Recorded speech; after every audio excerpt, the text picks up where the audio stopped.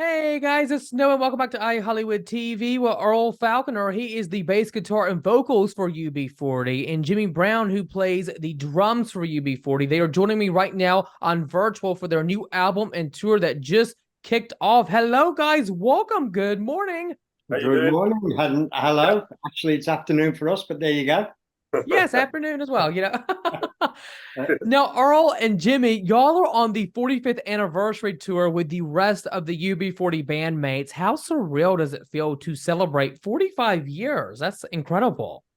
Yeah, it's difficult to get our head around it. I must admit, you wouldn't imagine that, when we started, that we'd still be doing it in 45 years' time, and still people are coming out to see us, and we're still making records, and it's a dream come true, really. And we will talk about UB45, which is the new album that's going to be coming out this summer. But Red Wine will always be an all-time hit. But when the song was being written, Earl, did you get the feeling that many fans would love the song as much as they do now? And how have you seen this song really resonate with people? Well, you see, we knew it as a reggae. Well, it was. I think it was like a not ska, like yeah, kind of like an early reggae tune, basically. So we covered it. Obviously, we loved the tune, but we never could imagine it would be so popular, you know. And everybody plays it at weddings and birthdays and christenings, and so like it's got a lot of good memories for a lot of people. And it's just incredible that it's every time we play it, it goes down brilliant. You know what I mean? And it's a good feeling to have obviously have a tune like that. At Arsenal when we play. Like the tour. Yeah, sorry, go on, Jim. Go on. Well, I was going to say there is actually a story behind it, and that was that many moons ago, the American record company didn't want to release it. We'd released it everywhere else, and it was a hit, but the American company didn't want to release it. And what happened was that a radio station picked up on it. Not sure which radio station it was, but it was only one, and they were giving it with a lot of other reggae tunes, particularly Marley and other reggae tunes, and that they loved it. The DJ played it.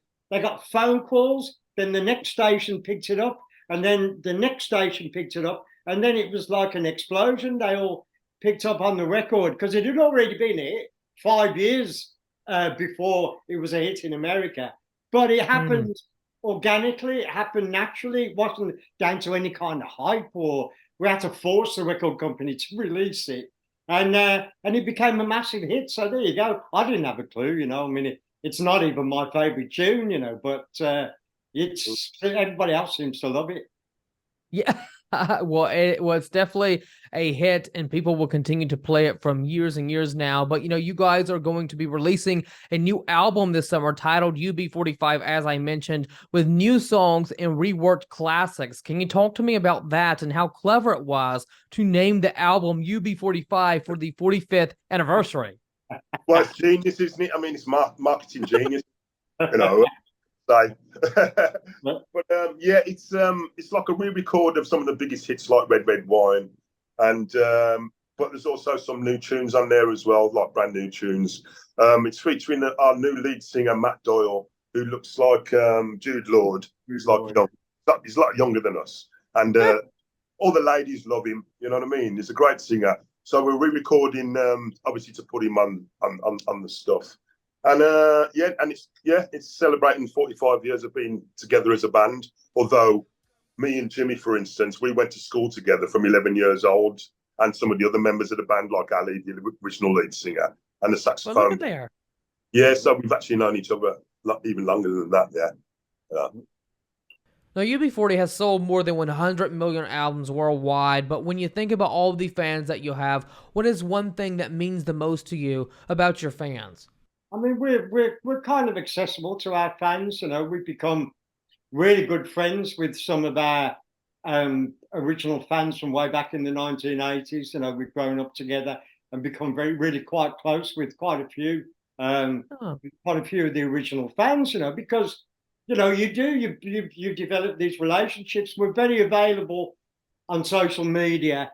We're very available at the gigs as well. We tend to sort of have Uber fans back afterwards we have a chat, we have a drink, you know, and we, you know, it sounds corny, but we love our fans, and we love the fact that our fans keep our career alive, you know, and we're aware of that. And we, even way back in 1980, we insisted that anybody who wanted autographs after the show, they can wait around, and then they can come and we'll just do whatever autographs and have a chat or whatever afterwards.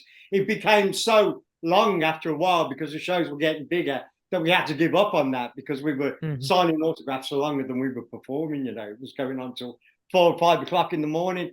But we're still very accessible to our fans, and we love the fact that, you know, they appreciate what we do, and we don't take them for granted at all. Yeah, and we get a good cross section of ages now. A lot of young people are coming to the show, especially in America, which is obviously really, you know, it's really lovely to see like a new set of people, and, you know, a new audience who are still turned on by the tunes. Absolutely. Now, you guys, talk to me about what excites you the most about being able to tour and meet old and new fans, like you said, Earl, that are growing up in today's generation, because I think that's incredible to expand the fan base. Yeah, well, that's it. I mean, because like time's gone so quick, you know what I mean? It doesn't seem like 45 years we've been in the business, but seeing like new people turn up, because obviously the fans who are our age, they can barely stand up now, most of them. You know what I'm saying? So we need new people coming through who'll be able to dance to the tune still. Yeah. They have their canes, you know. Oldies, you know? Wheelchairs and commodes. Well, you know, when it comes to touring, you know, that it's been our lifestyle for 45 years. You know, that's what we do. I mean, we were lockdown. You know, I love lockdown because I just could spend a lot of time with my family, you know, and I could afford to do it. So it wasn't a burden for me. But then when we went into the second year, it was like my wife turned around to me and went, "Are you ready to go on tour again?" You know, because she wants to get the remote back for the TV, and you know. So yeah, we touring has worked for us. You know, it's worked for me. I've been with my wife from before the band. You know, so it's kind of kept our relationship fresh. You know, and it works. It works for us. You know, you go away, you look forward to going home. So touring is a way of life for us. Jimmy, I must ask you, you were saying your wife was wanting to get the remote back. What were you watching that she didn't want to watch? Politics. I just follow politics and news wherever, you know. I watch 5 different news broadcasts of the same news, and she goes, "Haven't you seen enough news?" You know. Yeah, I'm the same. I love the news, but Jimmy is actually a film expert. If you did over a drink, you'd realise just how expert Jimmy is. He's like really, really brilliant when it comes to films. Yeah. Now, Earl and Jimmy, as you guys are celebrating 45 years, do you have one memory from the 45 years that really stands out to you the most, that you would recall maybe a very memorable moment? Ooh, I suppose, yeah, it's a difficult question, but I suppose when we were one of the first bands to play South Africa once the cultural boycott had been lifted, and it was almost on the next day. We were there, and I think we still hold the record for the biggest outdoor shows ever in South Africa. You know, we played to 100,000 people over 2 nights, and they were singing our songs back to us. We wrote an anthem for South Africa, you know, called "Sing Our Own Song." We always supported the ANC, and you know, it was just you felt like you were rubbing shoulders with a bit of history. You know, it was a most memorable time, I think. That's a nice moment, Earl. Yeah, I mean, I'd have to go with that. Yeah, with that one, really. I mean, it was just like obviously such a great moment in history, and just to be part of it was fantastic. You know. Yeah, so yeah, I'll go with that one as well. Well, be sure to go see UB40 live in concert, part of their 45th years of celebration. Visit their website, you guys, ub40.global/tour. We'll have all the information appearing at the bottom of your screen for tickets. Thank you, Earl and Jimmy. Y'all take care, and y'all have a great day. We appreciate your time on the show on iHollywood TV. Oh, yeah, thank you. A lot of fun. Thank you very much.